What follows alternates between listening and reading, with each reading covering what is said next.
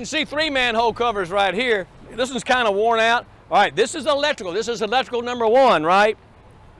And look, there's 3 different ways to say Memphis in that manhole cover. Look at that, by the shape of the funnel. The other day we were walking back from one of our tours, and we took a bet on a 5-block stretch where there'd be 7.5 was the over-under. I won, didn't I? It was over 10. He took the under, you took the over, right? There was like 10 ways to say Memphis in a manhole. It's over 31 ways, I think, at my last count, how to say Memphis in a manhole cover, okay? Now, there's 3 different shapes, round, square, rectangular. That's a drain grate there cover, but we still consider those. 3 different shapes, 7 different usages like gas, plumbing, electric, storm drain, sewer, traffic signal, telephone. Some over 100 years old, some weigh over 100 pounds. 70% of the manhole covers are round though, because like 10 different reasons. I'll give you 3 or 4. Number 1, a round cover cannot fall in a round hole. We'll have a demonstration up here with a smaller cover, okay? If it's 100 pounds, it's easier to roll it than to carry it, you know. Apparently this geometrical shape here is the strongest as far as weight going across. I didn't say that right. There's a better way to say that. But just things like that. You know, a square cover can be turned and dropped in a hole, you see. Here's 1901, Memphis Telephone Company, 1901. Right there, it says right there on that. There's a sewer one right there. Back in, well, I'll tell that up there. We go over to by Madison and Maine.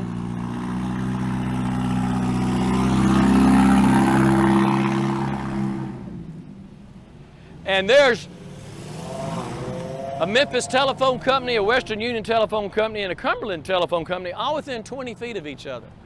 And that tells you the story of 110 years ago when we started having telephones in America. We didn't have Bell South or internet and all that stuff. There were 3 different competing telephones companies in Memphis. And if you wanted to talk to all your friends or neighbors or business people, you had to have all 3 at your house. That's 3 different lines, 3 different telephone sets, 3 different numbers, and you couldn't talk to yourself in your own house or take pictures on your phone at the time, I say. And so that's how that all got kind of consolidated. Just like when you see the trolley tracks or the railroad tracks, down in the South, the tracks were 4 feet 8 inches apart. Up north, they were 5 feet apart. In Canada, they were 6 feet apart. If you put something on a train in Canada, it had to change trains twice to get to Memphis. So in 1881, they put 6,000 people on 900 miles of track between Cairo to New Orleans. And they moved that track over 4 inches in half a day. And by 1889, there were 8 railroad depots in downtown Memphis, getting us out of the yellow fever. So you look at what cotton, what railroads did, and that bridge being built in 1892 to get us out after the yellow fever disaster, you know. That's a big deal. Our utilities, when you look at the family tree of utilities, light, gas, water, there were private companies in the 1880s and 1890s, competing private companies. They're laying lines and doing this all over. In 1880, a man by the name of George Waring came to town during our yellow fever. That's a good tour right there if you want to take it. If you want to ride around in an air-conditioned car, you can tour. And he thought it'd be a good idea to separate the sewage water from the drinking water. Okay, we were drinking out of that, and that was where we're throwing all the garbage. And so we're the model for the industrial sanitary sewer in our country. The Memphis plan used in over 200 cities. George Waring. And up here, that's the Pinch District. That's the core of downtown. And you see that plan in the 1880s. So you see as utilities grow, you know, during the course of the 1890s, 1900s, then Mr. Crump becomes mayor and wants to get them all under one roof. You know, we don't need to have different companies competing for competitive wires and this and that. He wanted to get it all on one roof to keep the rates as low as possible under the government roof. And that's how MLG&W got formed in 1939. The largest multi-purpose utility under one roof in America, Memphis Light Gas, and robbery, no, in water. So that's kind of the breakdown of the utility story. You can learn a lot of history, and a lot of important things happen in our community here because of our history. Don't look at him. All right, now let's start with the river real quick. When you talk about Memphis, you have to start with the river. The Mississippi River drains 41% of continental North America, 31 states and 2 provinces of Canada. Basically everything between the Rocky Mountains and the Smoky Mountains comes flowing down through here. The Missouri River tributaries start up there above Montana, Alberta, Saskatchewan. You come on down to St. Louis. The upper Mississippi starts up there in upper Minnesota. Lake Itasca is so small you can basically almost walk across it, you know. That comes down to the tip of southern Illinois. The Ohio River tributaries start up there in New York, in western Pennsylvania, and western West Virginia, and they make the three rivers in Pittsburgh to make the Ohio come down to the tip of Illinois, and then no river drains from the Appalachian Mountains to the lower Mississippi, the Tennessee and Cumberland. All that comes back up to Paducah, to Illinois, and by Memphis here. And here we come, about an average of 330,000 gallons a minute, about 8 miles an hour, and every gallon of water has a teaspoon of mud, okay? See how brown that water is compared to that blue sky? So that siltation has been dropping out here through this delta over the centuries, making this big flat ooze right here, this great alluvial soil. I'm talking to Betty Whitehead Johnson. Well, hi, Betty Whitehead Johnson. I'm giving a tour on film here. That's Kate Perry, one of the greatest people to ever live in downtown Memphis. Super Kate, Automatic Slims, Alfred's, Cafe Olay, used to work at Mud Island. But she's talking to, we called her Wetty Bitehead. It's what we used to, Wetty Bitehead, not Betty Whitehead. She used to work at Mud Island too, so. Pardon the interruption, folks. I'm talking to Betty Whitehead. Welcome to Memphis. Yeah, that's all right. So all that flows by here, and that's what's laid out to make this the flattest place on earth. It renews itself every year.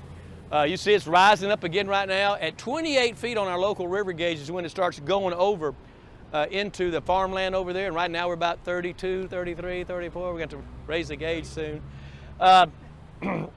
1927, we had a big flood. Well, let's go back to 1541 when Hernando de Soto came wandering through here, the south. He got to this area about 20 miles south of here, and it was the first contact between Europeans and Native Americans in the history of our country. And that's 79 years before the Pilgrims landed at Plymouth Rock. The Europeans were here. When we were growing up, Plymouth Rock was like Genesis 1:1 in the founding of America. Think about how old we are here in this area. And he got on this high bluff, and it was the spring of the year, and he looked in that direction because he was looking for the Pacific Ocean in gold. All he could see was water. He thought he discovered the Pacific Ocean. He thought the Ohio River flowed into the Gulf of California, and the earth was flat at the time, right, Ken?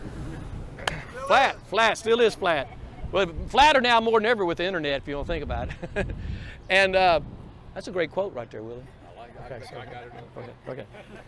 I got credit for it. Go Ogle now. Yes.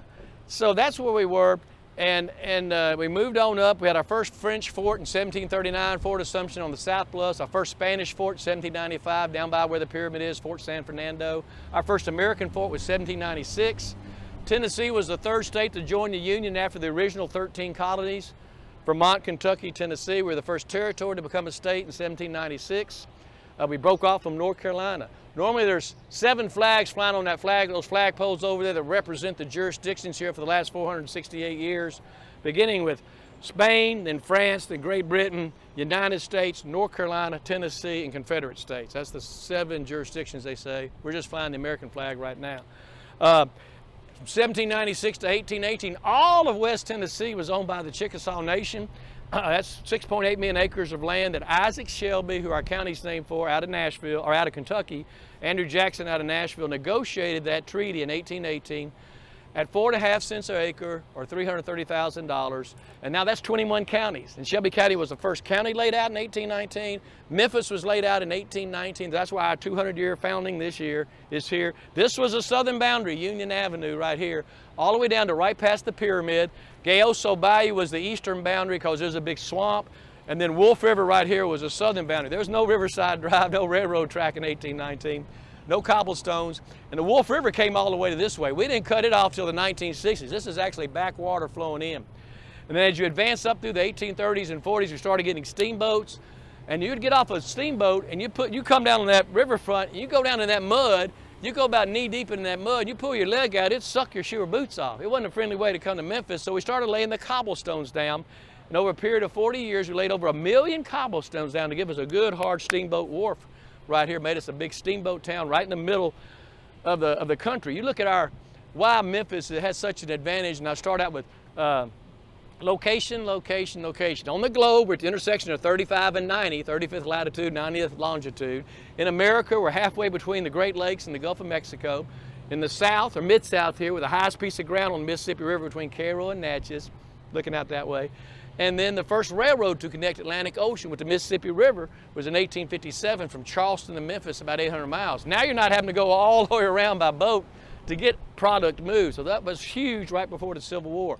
Real quickly on the Civil War, the Union strategy was get control of the western rivers, Tennessee River, Cumberland River, Mississippi River. You control the rivers, you control the troop and supply movement. So Memphis was an obvious important part at that time with the railroad and the cobblestones. So June 6, 1862, the Union fleet comes around the bend, the Confederate fleet comes up. The Confederate fleet's got 8 gunboats and about 18 guns. The Union fleet has about 18 gunboats and about 80 guns. The Union fleet had ironclad boats. The Confederate fleet had cottonclad boats. The Union fleet was coming down with the current. The Confederate fleet was going up against the current. It's kind of like a George Carlin joke right now. It's such a mismatch. It only lasted 90 minutes. 5,000 citizens sat on these banks and watched the naval battle of Memphis out here like it was an NFL football game or a fireworks show, you know. It only lasted 90 minutes. Memphis was quickly a northern occupied town. It was the largest inland naval battle in the history of the world. Occurred right here. And then we have our Union occupation. No buildings are burned. We're basically untouched in the martial law. So after the war, this is a fast-growing city. The quickest way to get Union soldiers back up river was by boat, not by railroad or by road. Little commercial for FedEx. Anybody heard of FedEx? Good to have commercials coming through, don't we? That's right. So have you heard of the boat, the Sultana? Okay, you have. Everybody has here? Well, good, we don't have to tell that story. No. Most people know the Titanic, but it was certificated for 376 people. By the time it went to New Orleans, Natchez, Vicksburg, and getting back to Memphis, it had over 2,300 people on it, 6 times its legal limit. 100 horses and 1 stove for a 7-day journey. Faulty boilers. They offloaded some sugar here in Memphis on these cobblestones, went up the old channel on the night of April 26th, in the middle of the night. April 27th, the boilers blew about 7 miles north of here. Bodies flowed by Memphis for a day. Over 1,700 people lost their life. The largest maritime disaster in the history of our country. 200 more than the Titanic occurred right here. Some of those victims that were not dead were brought up in some of these buildings for their treatment and care. And we'll talk about that in a minute too. So a lot of things happened, and we're not even out of the 1860s right here. Of course, the first Peabody Hotel was built in 1869. And we say that what the Civil War couldn't do to Memphis, the mosquito did, and we hit the 1870s and the yellow fever. So that kind of covers the riverfront. Riverside Drive came in 1935, the railroad tracks 1880s, the bridges, the 3 lower bridges, the middle bridge, the Great Bridge, now the Frisco Bridge, 1892, the northernmost bridge, Harahan Bridge, 1916 with the railroad, 1917 with the wagon ways for the automobiles. That's now Big River Crossing on the north side, 1949. Memphis and Arkansas Bridge, which is I-55, 1973, Hernando de Soto Bridge, which is I-40. So there's your bridges across the river right there. Mud Island opened 1982. Used to be an airport out there, okay? So let's go on up about halfway here up the street and talk about this. Okay, Willie? We're good. We're good. We have 5 different sidewalk treatments in downtown Memphis. How about that? We got the sidewalk stories. You saw one right there. You'll see one right up here. All over downtown. Over in, around the Peabody Place development, there's 6 granite stones in the sidewalk telling you about the Gayosa House or Goldsmiths. Remember old Goldsmiths? And in that plaque you'll learn it was the first department store in downtown Memphis to have air conditioning. And it was the first one to have a moving sidewalk. You know what a moving sidewalk is? An escalator, yeah. Stuff like that for Haverty's, for the Gayosa Hotel, 6 of those. You go over to the Orpheum, you got about 85 or 90 stars now of people who performed at the Orpheum or the Grand Opera House before that. You go down Beale Street, you got about 180 brass notes of people who've led to the heritage of Beale Street. And then at the Peabody Hotel, you got 26 sets of duck feet. So there's 5 different sidewalk treatments and things on the sidewalks in downtown Memphis as you walk. Now, this is the Timpani building right here. Jack Tucker, our late Jack Tucker, God, it's been 10 years. He grew up in Arkansas, went to Tunisia during the 60s, working for the Peace Corps. He was rehabbing 300, 400-year-old buildings in Tunisia. So he gets to Memphis in the 1970s, and he sees a building like this that's empty, an old warehouse. Downtown Memphis had emptied out. The Peabody Hotel had closed, you know. Beale Street was fenced off. More people living in jail in downtown Memphis than residentially during the time. So he saw the opportunity to rehab these into condos. So he's known as the father of downtown living. And he named this the Timpani building. Used to be on the awning here, the old awning they had, because he was banging the drum for downtown in the 1970s, when again there's more people living in jail than living residentially. He's also buried over in Elmwood. He designed the chapel in Elmwood. And now look at the street. He designed this streetscape too. You got a 30-foot rise in 300 feet. You have various levels of walkways, but you have handicap accessibility everywhere with only one railing too. And all the trees are planted in the ground. They're not in planters, and these are ginkgo trees. You come out here in the fall, and these things are bright yellow and everything. And he's buried right there he's not buried, he's inurned under a ginkgo tree there, right? I would think that was his inspiration for putting the ginkgos here on Union Avenue around this whole block. This is a great architectural achievement right here. Jack Tucker's office is right above Front Street Deli. Let's go up to this next stop right here. This is what I call the oldest commercial building still in operation in Memphis, Tennessee. And it was built in 1848, and during the Civil War, it was used as a hospital. We had over 10 hospitals in downtown Memphis, and during the Civil War, that's what made us a great hospital town. We housed over 5,000 wounded Union soldiers. Again, we were untouched by in battles of war, no buildings burned down or blown up. Business was so good in Memphis on the fringe of all the action in Montgomery and Alabama and Tennessee and Richmond. All those cities got burned, Atlanta. That First National Bank actually opened in Memphis, Tennessee in 1864. It's the 14th oldest bank charter in America. First Tennessee Bank is what you know now. Pretty cool. My checking account's with First Tennessee Bank. But Civil War Hospital right here, this was actually our first subdivision shopping center. It's called Howard's Row. Wardlow Howard ran businesses in these buildings here. And back, John Malmo told me this story. He used to have, Malmo Advertising used to be here before they went into the Cotton Exchange building. Now this is Memphis Tourism. It used to be Memphis Convention and Visitors Bureau. Okay, they changed their name. They rebranded last year. But back in the 1920s, a limo came riding up here. An old man gets out and goes, "When I got shot in the Civil War at Shiloh, they brought me to this building right here." You crazy old man. This is the 1920s. Of course, a lot of those kids were teenagers. You think about it. You know, so it could be. And let's go in here and look. Now you go up over here in this second floor. There's a fireplace up there, right on the top of the stairs. They go up there. There's no fireplace. Knock a hole in that wall. You knock a hole in the wall. There's a fireplace.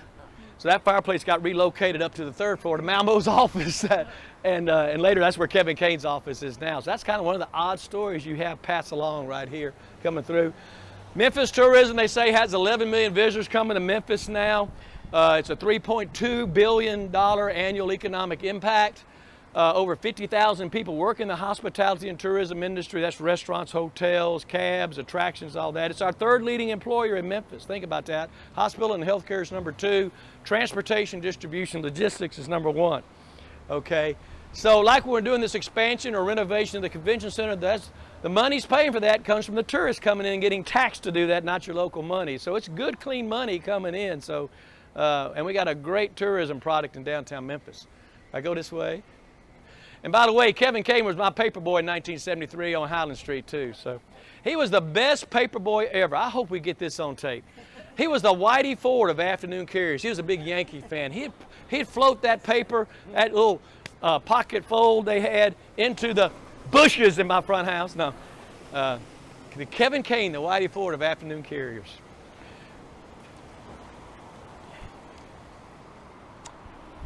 See, here's a different electrical cover here. There's another different one. So we're already to 4 different kinds of electrical covers when we get through this intersection. There's 21 manhole covers in this intersection, by the way, of various ages and sizes and everything. This is Front and Union, and this is a victim right here. This building right here, these few buildings you see right here. 1904, we had 8 automobiles in Memphis. Hey, let's do this like I did it then, okay? That first tour I got up here, because they had like 91 people. I know, I didn't look down there. That's 20 feet. And I was talking. This is where you see me pointing and stuff. This is where I was pointing right here. So, reenactment here, right? I didn't have this microphone. Yeah, no. So, I had these pants on, and these shoes on, and those socks on, and a red bow tie, you know. So, now I'm thinking about it. So if you look at this building right here, it used to be 3 windows wide. It used to come out to the street. So we had so many automobiles. We had 8 automobiles in 1904, and the speed limit was 8 miles an hour. By 1910, we had 1,000 automobiles. By 1913, 6,000 automobiles. By 1920, 19,000 automobiles. So by 1930, 52,000 automobiles. So we went automobile crazy the first of the century. So they had a street widening ordinance in 1922. And they widened this street. They took off the fronts of these buildings right here. That's why this is so narrow right here. That's Jack Tucker's office right up there. Front Street Deli's been here since 1959. The basement goes underneath right here. There used to be a picture in here of like a 1922, like a Model T over there. And this is in the background where you see the 3 windows, the full building out to this way before they tore it down. Union Avenue is only 45 feet wide right here, but you get down to the Peabody Hotel that was built in 1925, it gets wider because they had to obey the new street widening ordinance of 1922. I bet you never heard of the street widening ordinance of 1922, have you? Right. I'm going to jump down. Now, in the movie The Firm, if you remember that, Mitch McDeere, Bendini, Lambert, and Lott, the law firm, was down there at the Metro 67 building. So he comes driving up in the first of the movie, parks in that parking garage, gets out and walks into that building. Now he's in Fraser because that's where the International Harvester plant was, where the office was actually built. That's the building his stunt double jumps out of at the end of the movie too. But if you remember in the movie when the character played by Holly Hunter came up there and gave him a sack lunch saying the receipt is in the bag, this is where it came from. This is where they met in the movie right here. So there's places all over Memphis. I actually have a The Firm tour if you want to see all the different sites. You got to email me and I'll send you a 10-page deal of all the sites, like the house out on Tuckahoe and the rooftop of the Peabody and Greenbelt Park, where Wilford Brimley says, he says something like, I get paid to be suspicious about things I'm told not to be suspicious about, or whatever. I love that line by Wilford Brimley. Cotton Exchange buildings where their copy machine was up there. So that's all over the place. Front Street Deli, Lee Busby, our good friend, was here for about 30 years. He passed away a few years ago. It's basically a one-man deli. It's open today. Come back and eat here later on today. So this is Cotton Row right here, Front Street. We did a whole Front Street tour a while back. But basically, you think about between 1880 and 1920, 70% of the cotton crop in America was within 200 miles of Memphis. At that same time, we were the hardwood capital of the world. We had over 400 sawmills in this area, okay? Sometimes I've mentioned that, like during the Civil War, there were more horses and mules in service in the Civil War than men. So mules were huge to the economy before we had tractors. And the first all mechanized cotton crop didn't come till 1943 in Clarksville, Mississippi. So think how important mules were, and sharecroppers. So during the Civil War, this was kind of a sanctuary city of freed slaves and runaway slaves coming to Memphis. Beale Street got its population base from that.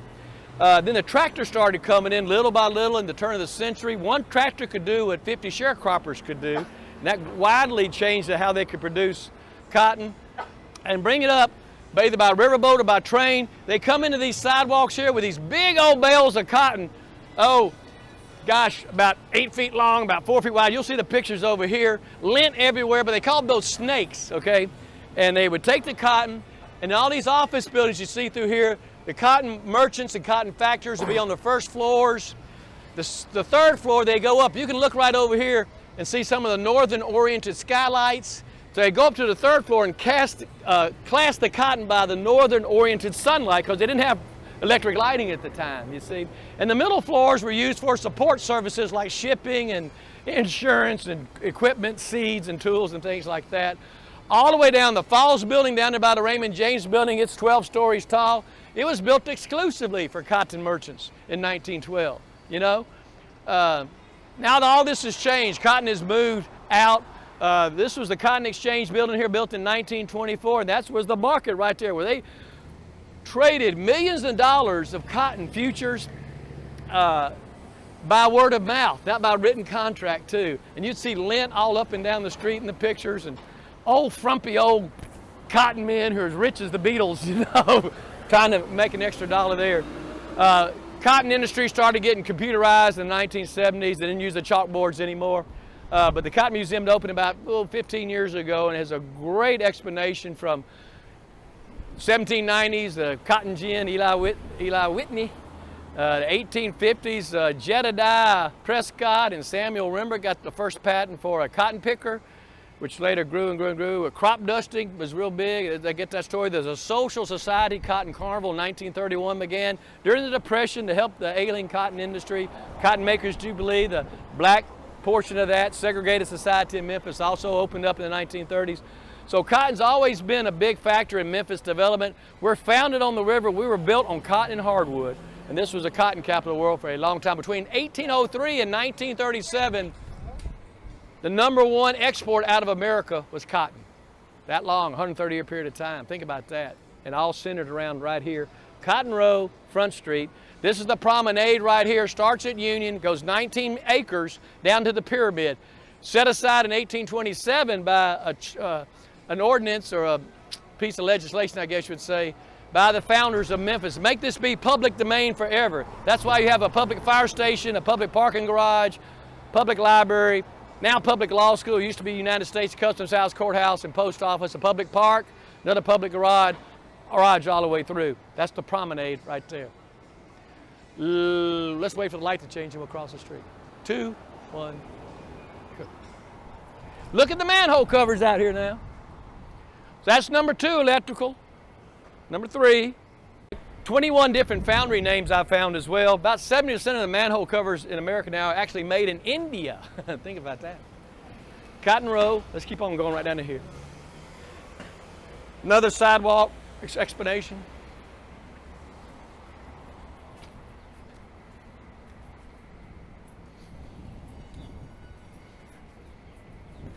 Cotton Museum.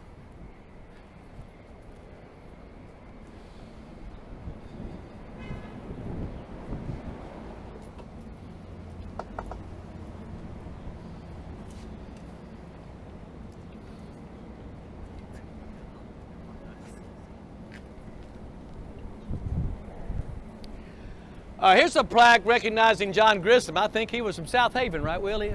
Area author. You've heard of John Grisham, right? From The Firm or The Client or The Rainmaker or Pelican Briefs, a lot of other books he wrote that were turned into movies. The Firm obviously was the first big movie filmed in Memphis, 1993. That got a lot of attention. That was followed up by The Rainmaker and The Client.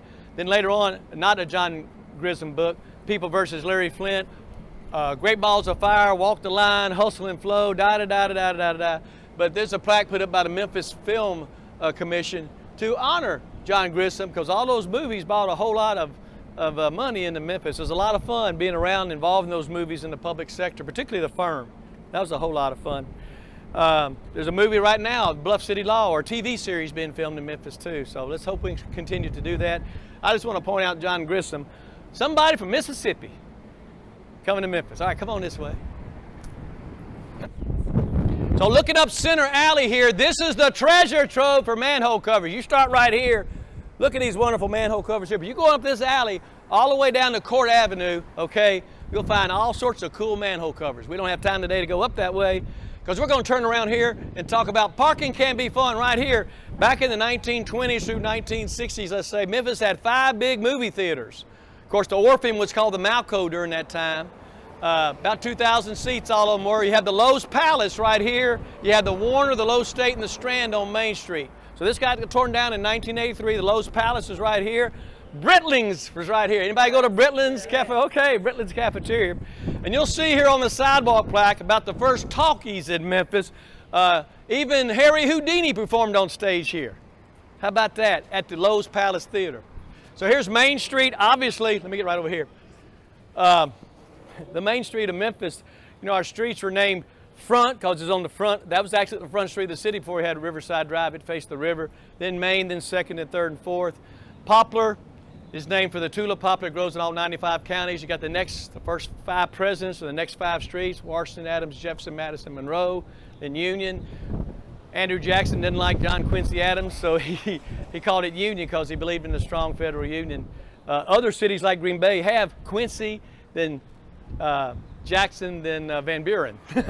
They go 8 presidents. We also had 4 original squares: Court, Market, Exchange, and Auction. So streets are named for them, sprinkled in between. And then north of Poplar, you got the 3 founders of Memphis: Winchester, Jackson, Overton. So if you know your history, you know your way around downtown. Numbering the street meets houses. Starts at Main Street. This is West Union. Starts at Front. No, it starts at Riverside Drive because you're 45, 47. We'll talk about that later. Okay. So now you get on up, the city develops. Every city had a big main street up through the 20th century, middle of the 20th century. You get post-World War II, you get the suburban sprawl going on, and we start emptying out. There were streetcar lines all through here leading out to the city. They got taken out in the 1940s. 1960s, we have desegregation of our public facilities, the King assassination, expressways, two-car families, shopping centers, shopping malls, annexations, sprawl. Downtown empties out. It couldn't go to the west because of floodplain in the river, okay? Had to go to the east. So downtown became a western outpost geographically and physically during that time, way away from the population base, emptied out. The trolley tax, like I said, had been brought up. In 1976, we had a pedestrian mall put in where no vehicles on Main Street for a mile between Exchange and basically Peabody Place. And then that's 1976 when we opened that up. President Ford dedicated it. And then in the late 1980s, we got a grant, 85% grant from the federal government to build the trolley line. 15%, that's a pretty good deal, but you got to maintain it 100% after that. So that's what got the trolley line in here from the pyramid basically down to the central station. And that was 1993 when it opened. 97, the Riverfront Loop opened. And 2005, the Madison line went that way. Okay. Main Street now is totally different. I mean, you had 4 big department stores in the middle of the century like Goldsmiths, Lowenstein's, Breeze, and Gerber's, all the little stores in between, the hat shops, the clothing shops, the salons, the offices. It's taken on a whole new life. Now there's about 25,000 people living in downtown Memphis, over 110 restaurants, and gosh, 20 great museums, I would say, in downtown Memphis. So it's more of a residential recreation place than office place now. And more growth coming. You can't build apartment buildings fast enough in South Main. And a lot of these big tall buildings now, besides that building, just about every one of these are residential. About half of the office buildings that were built 70, 80, 90 years ago have been converted to residential high rises in downtown Memphis and saved. There's still a few empties, but it's a very vibrant place to come to on weekends and night times and places like that. Let's go this way. Now, if you look right here, WDIA, you got a historical marker. 1948, WDIA was the first all-black formatted radio station in the world. The Goodwill station, B.B. King and Rufus Thomas were 2 of their first DJs. Nat Williams was actually the first black man to go on the air. He was a school teacher in Memphis City Schools at the time. And it still carries on to this day, WDIA 1948. And you got November the 6th. Of course, the sign's missing right here. Somebody stole it. But November the 6th, everybody here knows, I'm sure by now, what November the 6th stands for, but it's supposed to be November the 6th, 1934. That's when Memphis voted to join TVA Power. That's a simple, odd thing there. But as it turns out, it was very controversial at the time. It was a federal program, an FDR program during the Depression. TVA was a rural power system. We're a large urban center. So by the 1950s, the Republican Eisenhower administration wanted to kick us off with the Dixon-Yates Act, or the Yates-Dixon Act. And that's when we built the Allen Steam Plant down here to compromise. We're still the largest, we picked up our increased demand with that, and we're still the largest customer of TVA at 10%, I think they say right now. Now, the reason why I don't like all that is because they took the 1934 off the sign. I got a couple of old signs at home that say 1934, and we're going to try. November the 6th Street starts at Beale Street and goes all the way to Shadyac in the Pinch. It's 17 blocks long. Gets interrupted every now and then too, kind of rudely here. Building's built over. So it's a 27-block tour when you got to go around to make the whole tour. And we've done that before. But it's the only street in America named after a month, a day, and a year. For the odd fact, it's when Memphis voted to join TVA, it makes that even better. But there's no July 4th, 1776 Street in Boston or Philadelphia for our country's independence. Or July 20th, 1969, when we landed on the moon. That seems to be a bigger deal than Memphis voted to join TVA Power. So nobody in 15 years now has been able to find me another street in America named after a month, a day, and a year. And I want that back on there. We're going to march on City Hall on November the 6th this year. I'll walk 400 miles from Knoxville to do that, okay? You watch me. But November the 6th Street right there. Let's go down this way.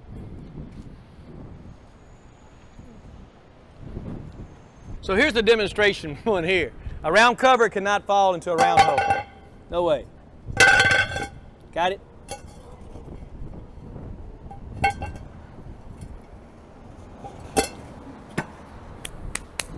Now, right down here, there used to be a manhole cover with a patent number on it, 1093275. And so for 10 years I asked, why would a manhole cover have a patent number on it, okay? And nobody could tell me. I was too lazy to Google and figure it all out, and patent numbers and all that. So finally, a couple years later, a guy goes, well, I used to work for the patent company, and that's in the 1 million range, and that's kind of in the 1920s. So we got it down to something invented in the 1920s, okay? Okay. Well, on the 33rd tour I think I took, retiree MLG&W, David Hoxie's on the tour. Brother of Danny Hoxie, that you know very well. And he brought a pickaxe on the tour, and I said, wait a minute, we can't be lifting up manhole covers on this tour. Oh, yeah? But he told us the 1093275 was a patent for the locking mechanism, so people wouldn't tamper with their meters. So that one obviously doesn't have it. But if you look at these other ones, you gotta have a special key to turn to pick up the meter cover. There you go. See, it took 10 years to learn that, but there we go. All right, let's go this way. So now you get down here to 2nd Street, and you see how much wider Union Avenue is, because they had to obey to the street widening ordinance of 1922. This building was built in 1925. They say the Mississippi Delta begins in the lobby of the Peabody Hotel and ends at Catfish Row in Vicksburg, Mississippi. If you stand in this lobby long enough, ultimately you'll see everybody who is anybody in the Delta, and many are on the make. That's a quote from David Cohn from his book. And we had to say that every time we do the Duckmaster walk, you know, so I got that one memorized. The Ducks came in 1933. The legend of that was Frank Shutt, the general manager, took Chip Bark, a good friend, on a hunting trip over into Arkansas. They took along a set of live duck decoys, which was allowable in hunting at that time. They took along another good friend, a bottle of Jack Daniels. Seems like they paid too much more attention to the Tennessee sipping whiskey than they did to the hunting. By the time they returned to the hotel, they noticed they hadn't left those duck decoys on the farm. They were still in the car. They didn't want to leave them in the car overnight, so they snuck them into the lobby. They improvised and played a practical joke on the staff. They put them in the lobby fountain and retired to their rooms for the evening. And then they were returned the next day. They expected to...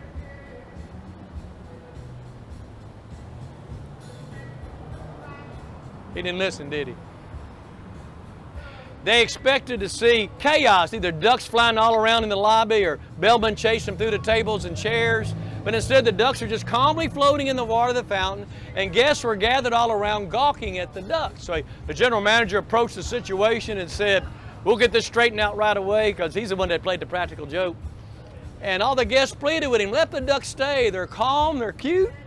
They're not doing any harm, so they let the ducks stay. They found a room for them to go to. And that's how the legend started. Chris? Hey, buddy. Where are you working today? Automatic Slims? Yes, His father was Johnny Robertson of Alfred's on Beale Street, the late Johnny Robinson. His mom, Sandy, runs the Beale Street Merchants Association, all that, and Automatic Slims, Alfred's, Cafe Olay, Dyer's, UB's out of Highland. He used to be a ball boy for the University of Memphis Tigers, too, in the Pyramid. That's where I first met him when I was keeping score clock here. He's a little ball boy, you know, running out there. Now he's a grown man working in restaurant business right around the corner here, Automatic Slims. Good to see you, brother. Yeah, we're filming. Much Good, love. thank you. Okay, come this way. I'm going this way. Hey, man. Hey, talk to Willie. All right, so 1940, the Peabody Hotels hires Edward Pembroke. He had been a former worker for the Ringling Brothers Barnum and Bailey Circus. He grew up in Pennsylvania. He ran away from home at the age of 9 to join the circus, every boy's dream, right? Mm-hmm. Right? He ran away from Clearwater to come to Memphis. And when he had to drive a bus for a while, so he got to Memphis and he came in, I can train these ducks. And he was the world's very first duck master for 50 years, Edward Pembroke. His portrait's in the lobby. He made the ducks famous the world over. They appeared on The Tonight Show with Johnny Carson in 1985. You might have seen that. They were on the Oprah Winfrey Show. They were featured in People magazine. They made the 2007 swimsuit edition of Sports Illustrated magazine. Back a couple years ago when I was duck master, we had Sesame Street Live was in town. We had an honorary duck masters were Elmo and Cookie Monster. Okay? So it's, you know, they were even recognized on Sesame Street for National Rubber Ducky Day. So now I go up on the 10:55 to go up to get the ducks, and the guy got 1 minute to get up, 1 minute to get to them, 1 minute to get back, 1 minute to get down, all by timing, by radio and security and all this stuff, and the music plays. John Philip Sousa's King Cotton March. So I walk up to the Duck Palace, open the gate, and there's big old Elmo and Cookie Monster, blue and red, and the ducks just go. All right, you guys get out of their sight. And they come on out, and then Sesame Street Live had a drone. So this drone comes down and buzzes, okay? And now the ducks go. So we got to get all y'all out of the way. Now we get in the elevator. This is when you've known you've made it in life. Number one, you're the answer to the question on Knowledge Bowl one day. Everybody watch Knowledge Bowl? I was an answer to a question on Knowledge Bowl. Number two, you're in an elevator at the Peabody Hotel. You got 5 ducks over in a corner. You got 4 cameramen in that elevator. You got Elmo and Cookie Monster. Can you turn that down, please? You got Elmo and Cookie Monster, okay? And you're going down an elevator. In 30 seconds, there's going to be 500 to 800 paparazzi out there taking pictures of ducks running up a carpet in 10 seconds. Does it get any better than that? Seriously. We got all sorts of weird transportation in downtown Memphis. The streets are not safe, I tell you, and the loud music and all that. But there's carts now and birds, carriages, Ubers. I think there's 13 different ways. I tried to figure that out one day. Trolley, buses, cabs. All of a sudden, I'm up to about 8 right now, aren't I? But there's all sorts of different things about getting around in downtown Memphis now and walking. Okay. Oops, can't go. We got a green light. Let's wait a second here. So the Peabody closes in 1973. It had been Sheraton Hotel Corporation that managed it. Tried to modernize it, tried to compete with what Memphis did in 1952. We changed the way the world traveled, opened the first overnight roadside lodging chain out on Summer Avenue, Holiday Inn. And that took a lot of the business away from the downtown hotels all over the country because it went to the U.S. highways. This closed, it gets bought on the courthouse steps for $540,000 in 1975. They spent $25 million in 5 years restoring. The Belts Corporation did. And it was the catalyst project for the restoration of downtown. It's the heart and soul of downtown Memphis for the last 40 years. And now you'll see some of the duck feet over here. These are people that the Beltses feel have contributed to the rebirth of downtown Memphis, whether it's mayors or Kevin Kane in the Tourism Bureau or Danny Thomas with St. Jude. I think there are 4 Belts names in here. Bernard Lansky. All right, right here you got Charlie Vergus Rendezvous Alley. Of course, with that construction going on, you don't see that sign. It always makes me say, if they can put Charlie Vergus Rendezvous Alley on the sign, they can add 1934 to November the 6th, right?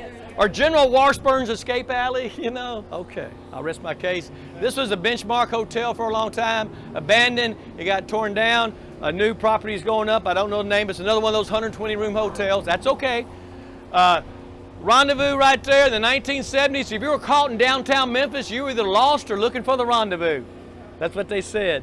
Been there since 1948. Location, location, location. Down the alley, past the dumpsters, down the stairs, into a basement. You see the William R. Moore building there. It says Hine Building, the name of it, but and now Indigo Ag is going in there, like 700 jobs or something like that in the seed business. That's a new business coming into downtown Memphis right there. Trying to make our agriculture more efficient, more green, I guess, more productive, healthier, and all that. William R. Moore was, again, we kind of led the country in wholesale grocery distribution too, back in the middle of the 20th century. When you have the rails, the roads here, we say river railways, roadways, runways now, being a large transportation center, but we had a whole lot of wholesale groceries here. Of course, Piggly Wiggly, we changed the way the world shopped for groceries in 1916 in downtown Memphis with the first self-service grocery store, Piggly Wiggly. AutoZone started in Memphis in 1979 as Auto Shack, got sued by Radio Shack, changed the name. Now there's 6,000 AutoZones and no Radio Shacks. Like always saying that. They're a great corporate citizen, and of course AutoZone Park opened in 2000. We're the AAA affiliate of the St. Louis Cardinals. We also now have a AAA soccer team, 901 FC, that's drawing great crowds. Is a new exciting thing in downtown. During the summer, imagine, you got a week of baseball, then you got a week off of baseball, and you got a soccer game comes in, and you got to take the baseball mound out to make it a flat soccer field, right? And then you got to come back the next week, put the baseball mound back in, and they're doing that all summer long, week after week after week. And Peter Frun, who's a part owner of the New York Yankees, he bought the team a couple years ago. They added that new entry and gift shop on the side there. The Memphis Sports Hall of Fame is going to be going in there on the 3rd floor. They got 22 inductees in the first class just recently. So they're doing more things with the stadium. A lot of the big road races in downtown, like the St. Jude Marathon, finish in the ballpark. So it's a very well used ballpark right there. It'll be in its 20th anniversary next year. And you go on out Union Avenue, we could go another 6 blocks and see where rock and roll began with 706 Union Avenue and Sam Phillips there in 1954 when Elvis' That's All Right Mama occurred. Right here you see a plaque for this building right here. This hotel's on the National Register of Historic Places. Memphis is number 6 on the National Register of Historic Places for listings in the country, behind Washington, Philadelphia, Boston, Baltimore, and New Orleans. Think about that. We have over 11,000 properties listed, 31 neighborhoods. So we're an old area that has a lot of properties listed. Thank you, June West and Judith Johnson and Memphis Heritage and Memphis Landmarks Commission. More getting added on all the time. Let's walk around this way and go into Lansky Brothers for a second there. And then if you want to go to the mezzanine, and our next tour is at 1 o'clock at the Orpheum, but on the mezzanine level here is where that piano is that was made for Francis Scott Key in 1838 when you walk around the elevator. But go to the right back this way and there's a memorabilia room of Peabody objects in there, like in 1927 when Charles Lindbergh ate dinner here after getting brought back from France on the USS Memphis, you know. They got the contract from November 21st, a receipt for the contract on Hotel Peabody Stationery that Elvis signed on November 21st, 1955 for his first RCA recording contract. He signed that in the lobby there. That's up there. There's an 8-minute video. It's a really good memorabilia room. If you can't do it today, come back sometime and go up to the mezzanine and take a look. All right, let's go this way. Lansky Brothers opened in 1948 on Beale Street where the Hard Rock Cafe is now. They were selling Army surplus merchandise because we had 92 passenger trains a day coming into our 2 train stations downtown. Then Bernard Lansky, this is Hal Lansky, by the way, his dad, went to the East Coast and West Coast and got some bright clothing because he saw those musicians coming into Beale Street digging that sound, white and black, and started giving credit clothing and things like that. He knew if he could sell those wild colors to the musicians, all the kids liking that music would want to wear the same clothes. You've done that. You've had your hair a certain way or your beard a certain way, whatever, you know, and that's how it became known as the clothier to the king. We say if Sam Phillips started rock and roll, it was Bernard Lansky who put the clothes on rock and roll. There's a great coffee table book here. Hal is his son. He manages the stores now here, the legendary Hal Lansky. I don't know about that. He actually, well, that's what we say. Ladies and gentlemen, let me introduce to you a cultured, sophisticated man about town.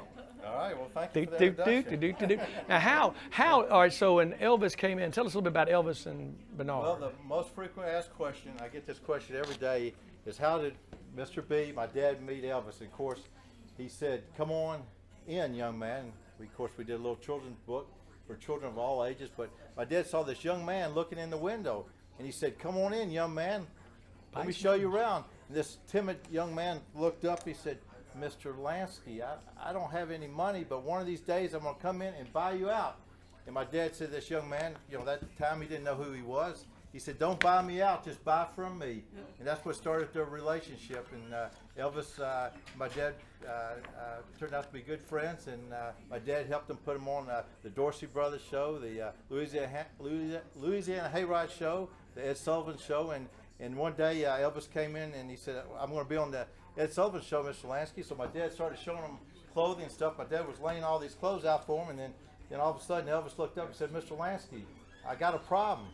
What's your problem, Elvis? Mr. Lansky, I don't have any money. And my dad said, Elvis, you got a problem. But I'm going to tell you what I'm going to do.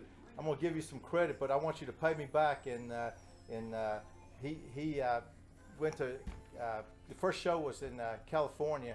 And he came back, and my dad couldn't believe how good he was on that performance. But and then on September the 9th, 1956, there's a the picture first, over here. He went to Ed Sullivan show. Remember they showed him from the waist up. Yeah. That jacket you see on is what Bernard Lansky so put on. that night, my dad watched him on TV, and he said that guy is dynamite because my dad never really seen him perform before, and he couldn't believe it. So this is a great little children's book. It tells you about follow your dream. He had combed hair, shirt tail tucked in. Yes, sir. No, sir. Well-mannered. And by the end, you find out he's the man who changed the culture of the world. Yeah. It's a great book that Hal and Julie, his daughter, wrote. Yeah, we really don't say it's about Elvis until the very last pages. This young man turned out to be the greatest entertainer of all time, Elvis Aaron. And then look at this book right here. This is so special, ladies and gentlemen.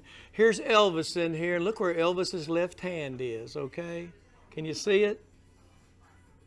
It's on the shoulder of Right, this young right. man right here. Yeah. So he wants you to come up and touch Hal's shoulder if you want to. Or better yet, come shake his hand. Shake his hand. You shook the hand, that shook the hand, that shook the world. You can pass that on now too. You see, when you come into landscapes, look it up. Wait, look it down. You shook the hand, shook the hand, shook the hand. You really got to write that down. Yeah, Okay, exactly. just repeat, repeat, repeat. Now look at all these other musicians that came in and received special treatment from landscapes, from Johnny Cash and June Carter Cash, Dave Matthews Band, Hootie, Blues Traveler, AC/DC, all around. Hal himself, when he was a teenager, he says, delivered this pink jacket, right, to Elvis. Right? 8 of them. 8 of them, different colors. He put that one on real quick and it split down the back, right? That's why they got his shadow back or something. Okay. And look up here. Tell them the story about the special fur. Well, And that era of fashion. That time in the 70s was an era of fashion we weren't too proud of. Disco. In the 70s, everybody thought they were pimps. So we were probably the only men's store in America that had a full-time furrier putting on mink collars and mink cuffs on all the Superfly coats and stuff like that. It was a colorful time, but I hope that decade of fashion never comes back. Or that music My either. generation, a lot of times I have a third generation. I have my daughter working in the business. And she said, "Dad, look at this. It's cool. It's cool." And I told her I've seen it before. What goes around comes around. Every 14, 15 years, something comes back. The trends come back. So, but I hope I never see that trend again. Bernard was the man who put the pink and black on Elvis. Says, where's his favorite sock? These pink and black Argyle socks. Johnny Cash came walking in with a Prince Albert can. Said, I want to look like that. Man in black on it. He put the black on a man in black, Clothier to the king. In fact, you like what you call, I think you call the continental look or something like that. That's the style, y'all. Every decade of fashion, the 50s was when you look. The Lansky look is in the 50s when Elvis looked his best, young and innocent. That's the rock and roll look. The 50s look. The 60s was the continental look, and the 70s was the pimp look. The pimp look. But that was a decade of fashion that we hope don't come back in. This is the best museum in downtown Memphis, right? You got pictures over here of Bernard, and Bernard's the one on the right. Elvis is the one on the left, if you don't notice there. And we were back in 2011. We did a historical marker over on Beale Street. We'll go by it on a tour later on. Right there at 2nd and Beale, where Hard Rock is now. That's where Lansky Brothers was at the time. Lansky Brothers, Clothiers of the King. Right. And we were doing that day, and we found out that Ms. Lansky said, My mom said, found out we were doing a historical marker, and she said, well, who's helped you with it? I said, Jimmy Ogle. She said, oh, really? She said, I used to have a doctor that delivered you was Dr. Ogle. So I asked Jimmy, so Jimmy's dad delivered me into this world. He did a terrible job, that's why I still limp. And I say in retort, Yeah.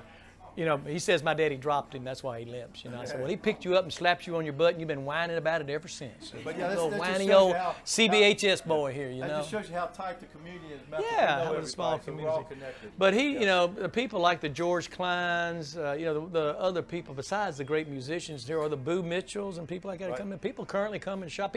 This is just in the clothing store for musicians, and people come from all over the world to come to Lansky Brothers right here. This is the mothership right here. There is another satellite store over in the building where Hard Rock Cafe is, and the Memphis Music Hall of Fame's in the top. There's a great building, and they have a presence over there as well. But just the people that come here and the stories and the people he's met, and I'm glad they got these books, these coffee table books. David Porter. Anybody know David Porter? He wrote Soul Man. He wrote Hold On, I'm Coming. He's got a studio down there at 400. He's at Stax. He and Isaac Hayes, one night they were in Stax trying to write a song. Nothing was coming about. David took a break, went to the restroom. Isaac got impatient. Come on, David. Come on, David. David said, came out of the restroom. Hold on, I'm coming. Yeah. Hold on, I'm coming. Isaac started playing on the piano. And that's how Hold On, I'm Coming came about. You just never know. And these are the people, these songs we take for granted, and things how Sun and Stax, this is the era. And this, again, is just a big important. These retailers like Bernard Lansky or like Buster Williams out at Plastic Products Record Plant, they saw the value of these kids coming on with that new music, and they gave them credit. The businessman supported that in the 50s and 60s, and you got to really give a lot of credit to Bernard Lansky for being foresighted like that, and then letting Hal run the business too. This is our 73rd year in business, and like I said, we have a third generation.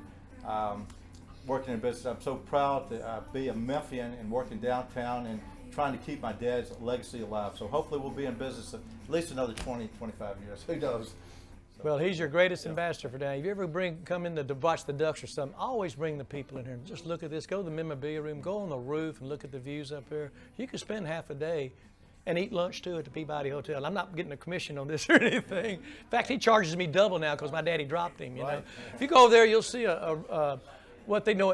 Mr. Lansky, 51 years ago, I guess it was, picked the jacket out for Elvis to get married in. You're selling that style now, and there's a tribute to Mr. Lansky inside there. You'll see the original jacket at Graceland. You'll see the Jailhouse Rock jacket over there, and they did sell the jacket that he wore on Ed Sullivan that first time. The picture's on the wall over there. If you want to see him from the waist down, that picture's over there with Scotty Moore, Bill Black, and DJ Fontana, I think it was, in the picture on the wall right around the corner if you want to look at that. This kind of ends this Union Avenue tour. We'll pick up again at 1 o'clock at the Orpheum for the Beale Street tour. And we'll probably talk about Lansky Brothers over there again. Okay, good. Cool. Thank you. Okay, Hal Lansky. Come touch his shoulder. Come shake his hand. You want to shake the hand that popped popcorn for Elvis? Oh, shake the hand of the woman who popped popcorn for Elvis. There you go. Pass that on.